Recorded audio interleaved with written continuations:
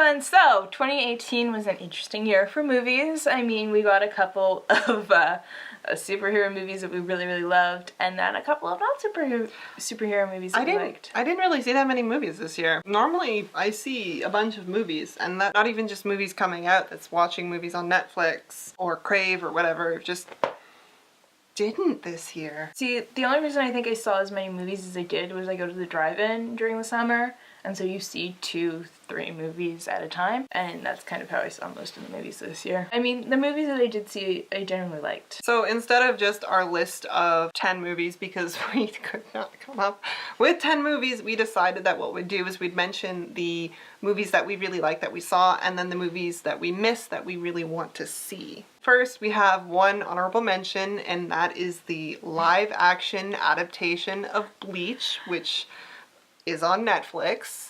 And for live-action adaptations of anime, this one was surprisingly okay. Like, don't expect it to win any Oscars. It's not the best thing you're ever gonna see, but it's a lot of fun.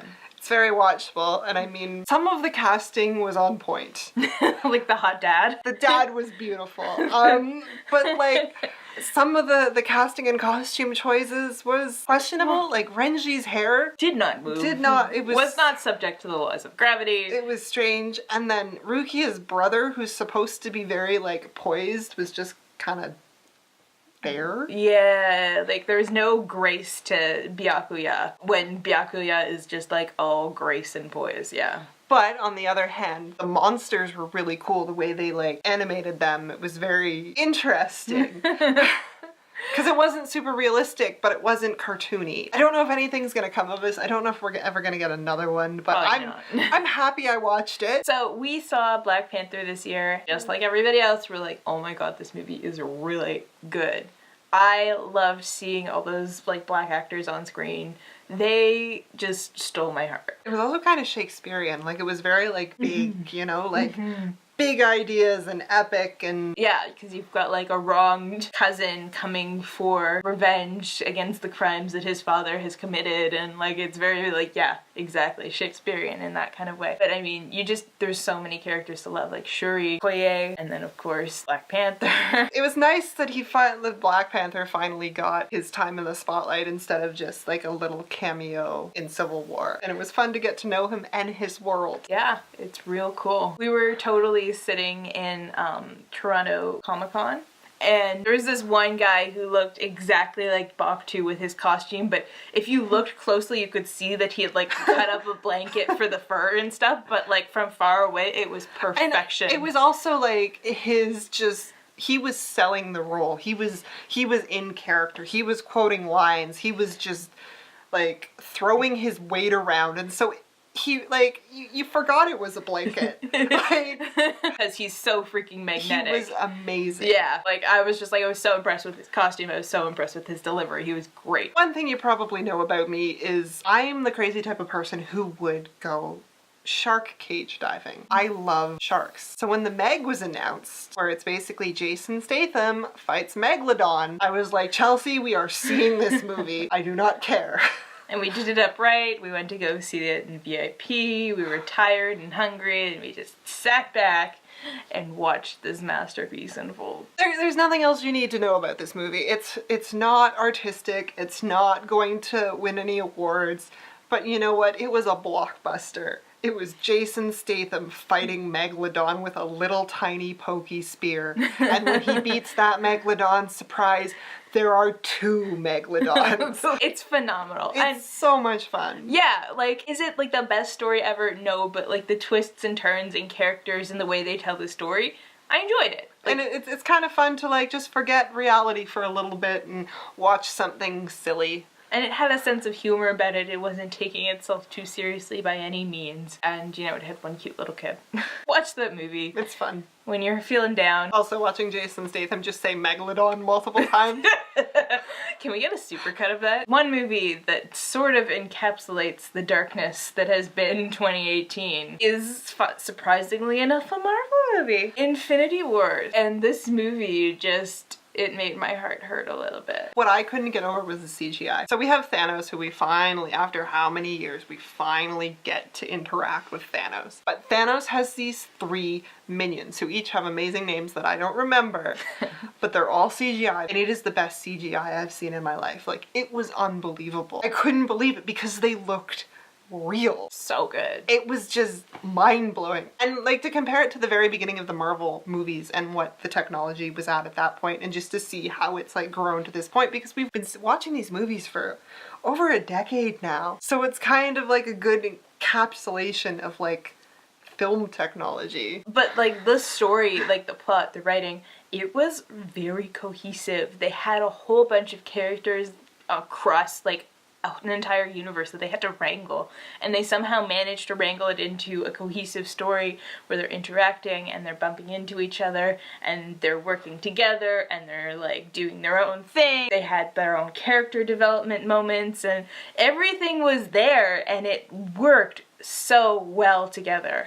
Highlights for me in this movie were 1, Captain America's beard.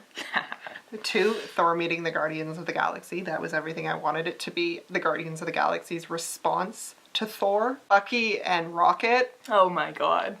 Also wonderful. And then there was that ending that just kind of broke your heart. And you feel it too. Yeah. Like the characters that get blown away, you're just like, I loved you, no. Yeah. And you in the back of your head, you have this voice that like, they're gonna come back. And but just like watching other characters react oh to them my being God, gone like Cap, is really like just... Cap watching Bucky was like awful, and then the General watching T'Challa was worse. Yeah. Oh, and then the scene with like Tony and Spider-Man just whoa. Groot disappeared. Groot. Oh man. And then you find out that his I am Groot actually meant like dad. Rocket. You're just like, I can't. Too much. So yeah, Infinity Wars was probably one of like the most memorable and the most impactful movies that we saw this year, and we're so excited for the next one. But we're so glad we got this one. Am I the only person that every time I see Avengers Endgame, I hear the Taylor Swift song, and I'm like in the process of cutting the trailer in the back of my head to that song? I think so. I think you're the only one. That's the way my brain works, man. Okay, so the movie that stole our heart this year, slid in right at the end, was Spider-Man Into the Spider-Verse. And we have actually recorded a full vlog on that movie because we loved it so much. But see this movie, guys. See it in big screen. See it on the biggest screen you can possibly find. Like, it is just gorgeous and everything about it is perfection. And we went in with high expectations and it just... whoop, blew them out of the water. If you want to talk about just the development of technology and craft in film, what they managed to do with animation and Into the Spider-Verse is mind-blowing. I've never seen anything like it before. So 120,000% go see this movie. Characters, plot, you'll love it. You're gonna cry, you're gonna like want to watch it 1,000 times. It is beautiful and it is the best Spider-Man movie out there. Sorry, Tom Holland. Now we're kind of getting into the list of things that she hasn't seen and I've seen, because I guess I saw more movies this year. Strange. Right? Like real strange. Okay, so first is A Star is Born, and I really enjoyed this movie. Like, yeah, it's kind of cliche sometimes, and I don't know, I really enjoyed it because you've got Lady Gaga, you've got Bradley Cooper, their interactions on screen are wonderful, you kind of really get into their relationship. The music is good, I really enjoyed the music, but what I think I enjoyed most about this movie was the cinematography, because I mean, I saw it on a big screen, I wasn't like too far back, and you just get the feeling like you're in these concerts that they're playing and you're just like on stage, and it's really, really cool. I enjoyed it like so much. I want to see it, I just haven't seen it yet. Yeah. Story of my life. I mean, of course, there's like a twist at the end or like a big moment at the end. You may know it, you may not. I mean, this movie's been done like 4 times, but I won't spoil it, but like, it's a really good movie. I enjoyed watching it. That I want to talk about it says a lot about it. The movie that was probably a big surprise to executives in like movie industries, but was not a big surprise to me, was Crazy Rich Asians. Because, I don't know, I'm kind of a rom-com fan, but I'm not like an old rom-com fan, I'm a new rom-com fan, where, you know, you start subverting expectations and it's kind of more a little bit like the female has more agency and just something big happens. It's great. I didn't see this. I wanted to see this. I have this weird affection for the book series, Crazy Rich Asians. I've never read them, but like clockwork, every time one of these books comes out, the posters for them are everywhere on the TTC, and their covers have a very distinct art style. And so every time I'd see one, I'd be like, good on you, Crazy Rich Asians. Right. And then the movie was announced and I'm like, I have to see this because reasons. Repping the series that's been staring into my eyeballs for... I'm not a big rom-com person, so... Yeah.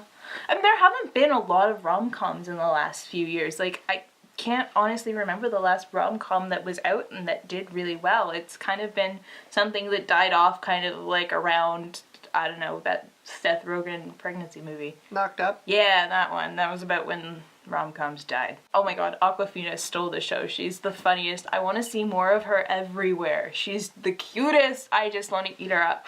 I love her. And it had humor, it had drama, it had realistic drama. Like, you weren't just like, oh, these two people are just have no problems, but they're just trying to make it problems.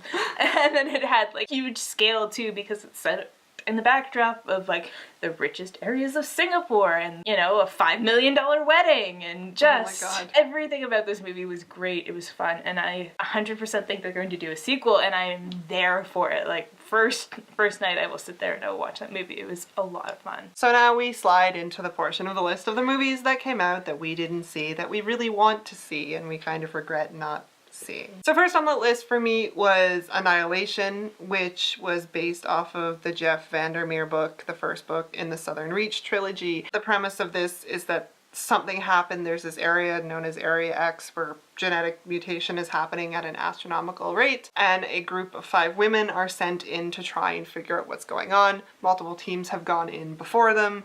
No one's come back, except one of the characters' husbands has returned. And he's the first person to ever return, but he didn't come back right. This movie looks like trippy as hell and beautiful, and it's directed by the same guy who did Ex Machina, which was a big deal and starred my boy Oscar Isaac. But I really want to watch this movie, and I'm really sad that I missed seeing it in theaters. And I've heard a lot of mixed things. People say that it's really pretty, but it's also very slow. People say it diverges from the book too much, but having read the book, I don't know how that book would have been filmable. Next on our list is Black Klansman. I don't know, just for the campy nature of the story alone, it sounds really interesting to me. Like, and then of course you have Adam Driver, who I've somehow... Okay, so we started 2018 where I was the big Adam Driver fan, and Chelsea's just like, I don't know what you see in him. Like, he's fine. He's fine. And we end 2018 and Chelsea's like... I don't know, it was something about Logan Lucky that just sold me on him, and I've loved him ever since, and I want to see him succeed. It's great. Like, I will see any movie he's in, and this one just seems like super crazy. Like, if it goes where I hope it goes, where it's a little wacky, off the wall, kind of darkly funny, then I'm totally there for this movie. And if we want to talk about darkly off the wall wacky movies, the last movie on my list of the movies that I missed, Mandy, which is the psychedelic Nicolas Cage fighting crazy mad evil, where there's, okay, from what I've seen, there is a chainsaw sword fight. Nicolas Cage does some wild LSD. According, like, the first interview I read about the movie, they're like, there's a scene where Nicolas Cage, like, downs, like, a thing of vodka and screams at the moon. So it's like, this movie was meant for me. Premise of the movie is Nicolas Cage's idyllic life gets interrupted when his wife is kidnapped by a weird cult leader, and Nicolas Cage has to go and get her back. And every still I've seen of this movie has been crazy. So... It looks like a trip, and I'm there for that. One of my friends and I, one of our things we do every year is we watch all of the Nicolas Cage movies that came out that year. So we're in for a treat this year, if you know what I mean. Thanks so much for watching our list of movies that we wanted to see and movies that we loved in 2018. Let us know what you thought of these movies. What big movies do you think we missed this year? Yeah, recommend us movies in the comments. Yeah. I love movies. Let us know. and we'll see you next time. Bye.